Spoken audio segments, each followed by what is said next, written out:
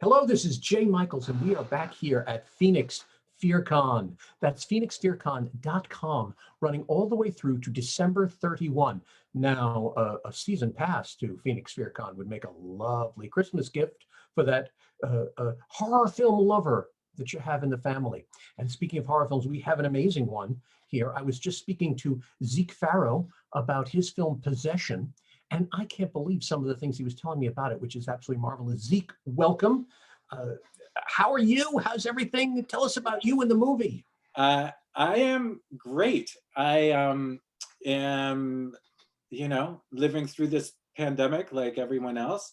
I'm continuing to make movies in the pandemic. I've figured out kind of a way to do that, which has been super fun and productive for me.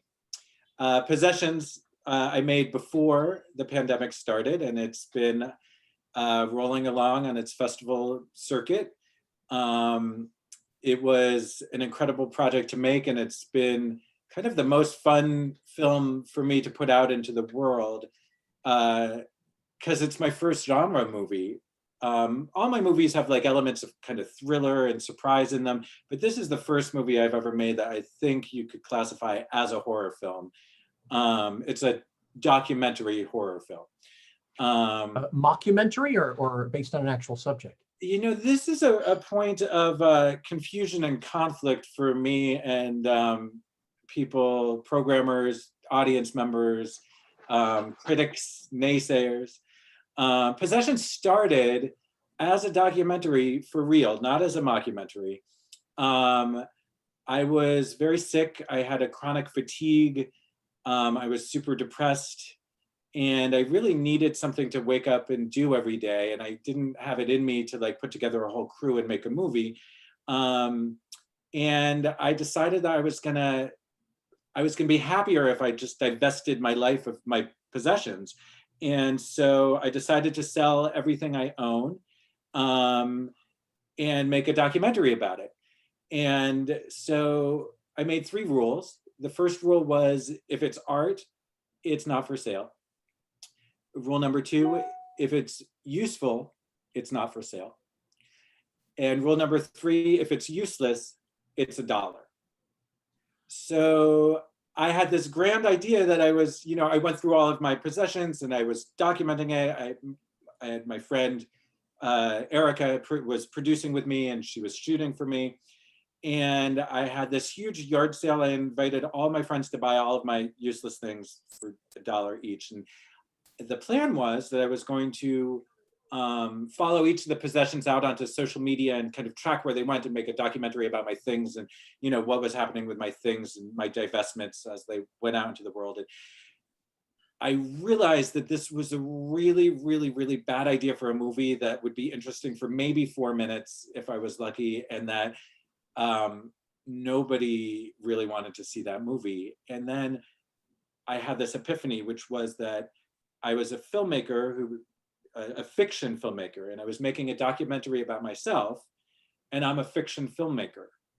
So I realized that kind of created this like Escher-like spiral kind of into like an examination of like the difference between truth and fiction and what happens when the documentarian is also the subject. And it became a film ultimately about the importance of making a piece of art in your life, because it got me out of bed, and it kind of cured my depression, and it helped me cure my fatigue, and it helped me get rid of all my things, which was my real goal in real life. And my real friends came and they bought them. But at the heart of it, I was making a film about a fiction writer.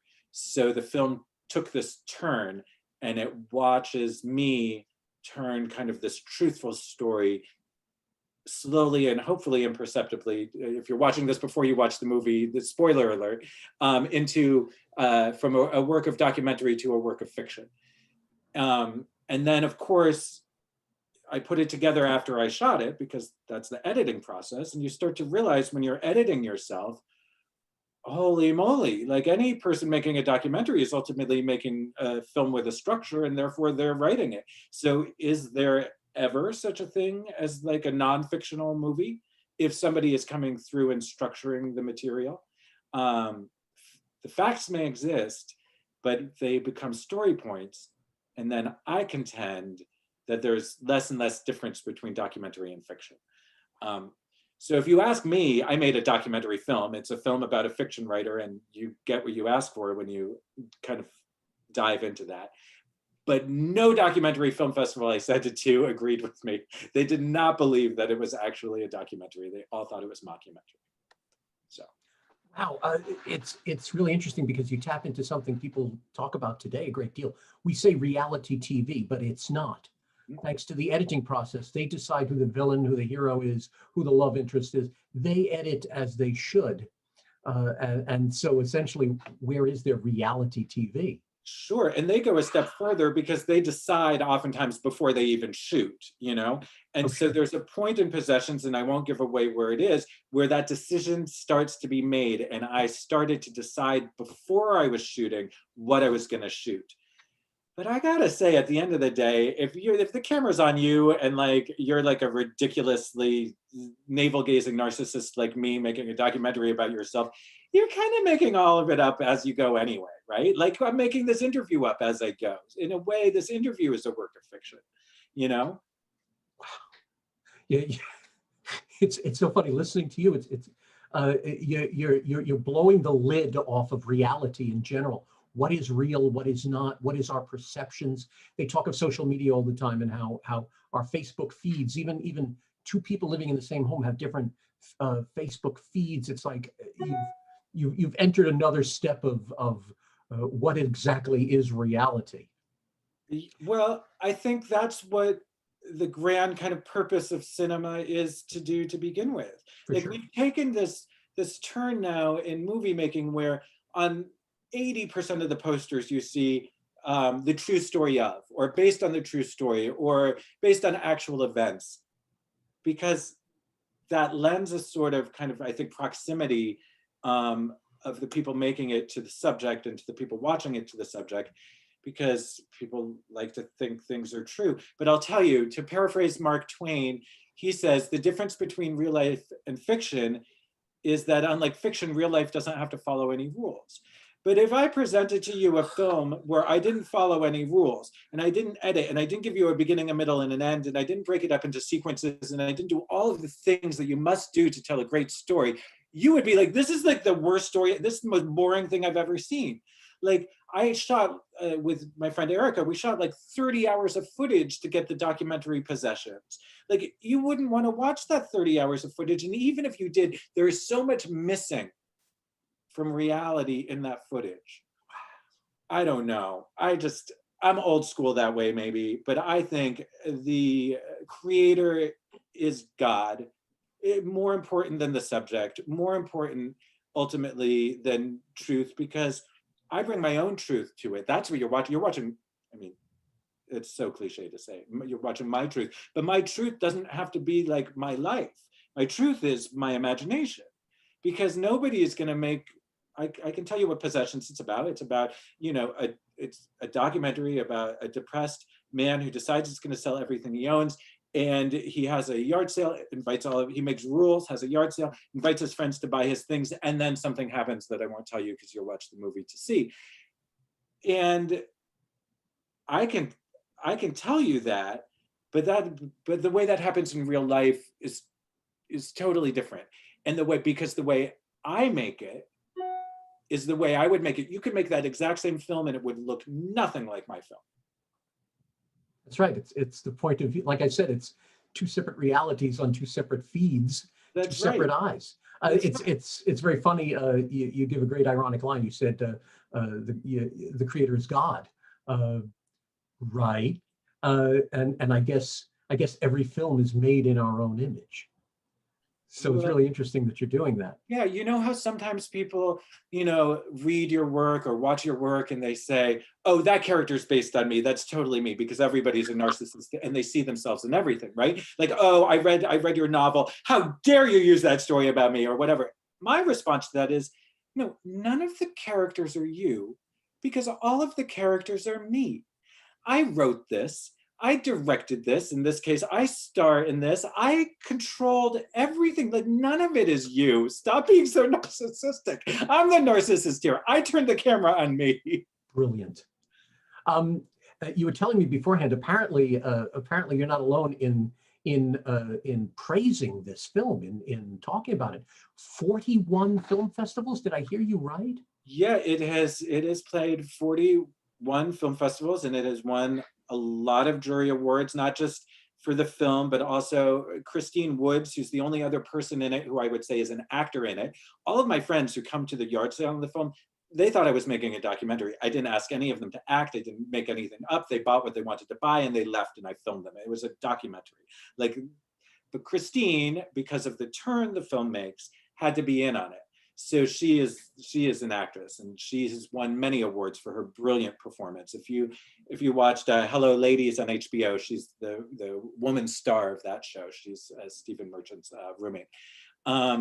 She's brilliant. So she's won a lot of awards. We've won awards for editing, for directing, for concept, all these amazing awards for my collaborators. Like, it's amazing. You can just turn on a camera, make the lowest fi movie ever, and then all of the people who help you like make it actually good become award winners for it.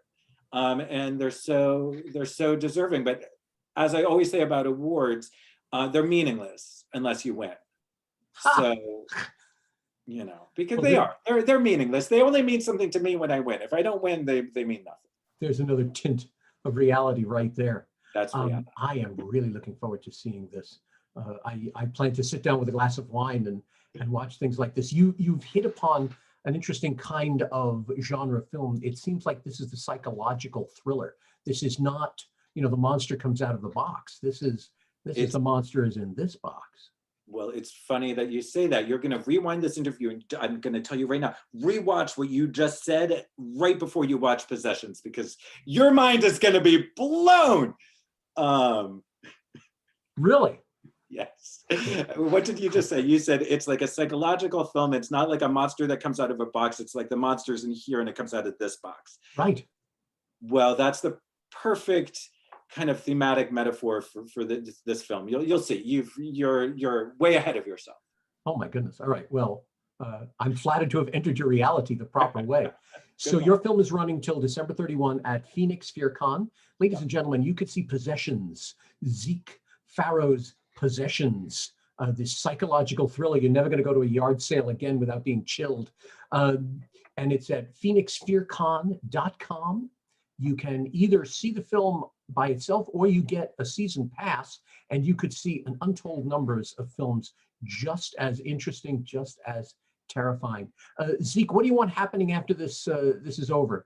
2021, where are you taking your Possessions?